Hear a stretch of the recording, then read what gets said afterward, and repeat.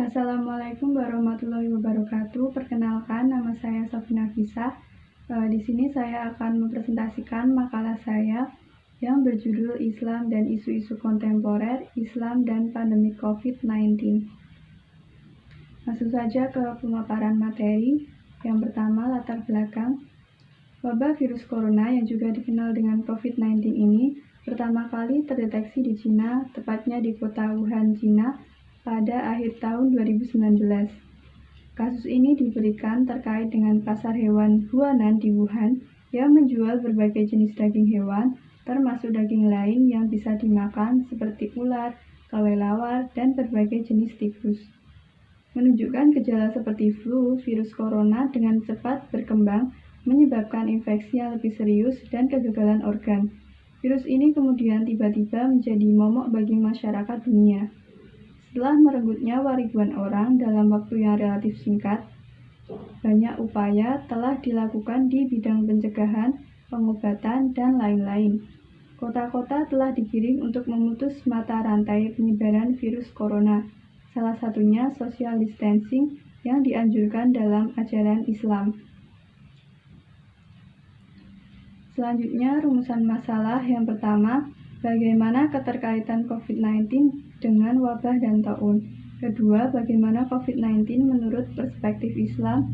Ketiga, dampak COVID-19 dalam kehidupan beragama. Wabah dan taun.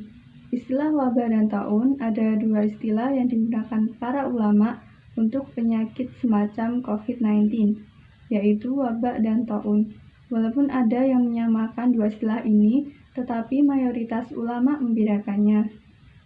Wabah adalah penyakit yang menular atau kontagius kemana-mana. Istilah medisnya bersifat epidemi, muncul di suatu tempat dan merebak ke wilayah sekitarnya, ataupun pandemi, merebak ke berbagai negeri sampai lintas benua. Adapun taun adalah penyakit aneh luar biasa yang menyebabkan kematian dengan amat cepat. Menurut Ibnu Hajar al-Asqalani, berdasarkan pendapat sejumlah ulama, penyakit yang disebut taun biasanya ditandai dengan munculnya bintik-bintik merah atau benjolan-benjolan di badan yang menimbulkan rasa nyeri luar biasa, disertai demam tinggi, dan terkadang juga diikuti muntah-muntah. Menurut Ibnu Sina, penyakit ganas semacam itu biasanya disebabkan oleh zat beracun yang ada di dalam darah kotor.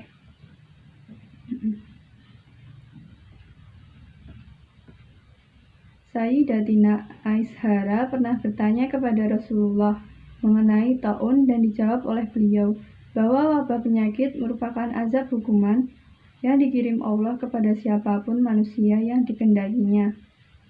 Namun Allah menjadikannya sebagai rahmat bagi orang-orang yang beriman.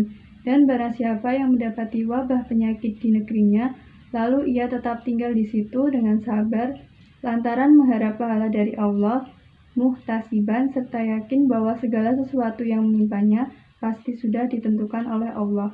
Maka jika meninggal dunia baginya, pahala seperti orang yang gugur di medan perang. Hadis riwayat Al-Bukhari. Menurut perspektif Islam, bagi umat beragama, segala jenis kuman, apakah itu bakteri, protozoa, virus, jamur, dan sebagainya, itu termasuk makhluk ciptaan Tuhan. Bisa jadi hal itu muncul melalui perantara manusia atau makhluk lain. Secara teologis, segala bentuk penyakit serta kematian merupakan bala, sarana pengujian tes, dan fitnah atau penempaan, dan bisa juga merupakan azab konsekuensi dari perbuatan manusia itu sendiri.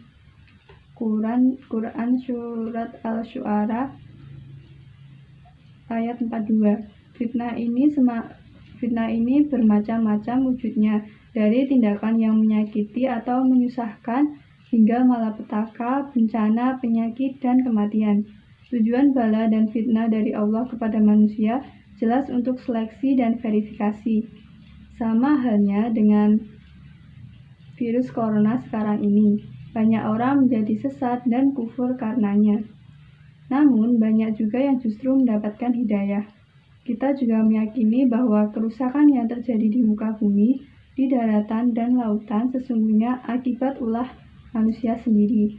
Menurut para ilmuwan kontemporer, David Guetman menyatakan bahwa pembabatan hutan untuk berbagai proyek pembangunan yang merusak tatanan alam dan memusnahkan habitat hewan liar sama saja dengan melepaskan ribuan kuman penyakit dari inangnya. Dampak COVID-19 sendiri telah menggerakkan para pemimpin atau kepala negara untuk bertindak cepat dan tepat sebagai bentuk kepedulian atas keselamatan rakyatnya.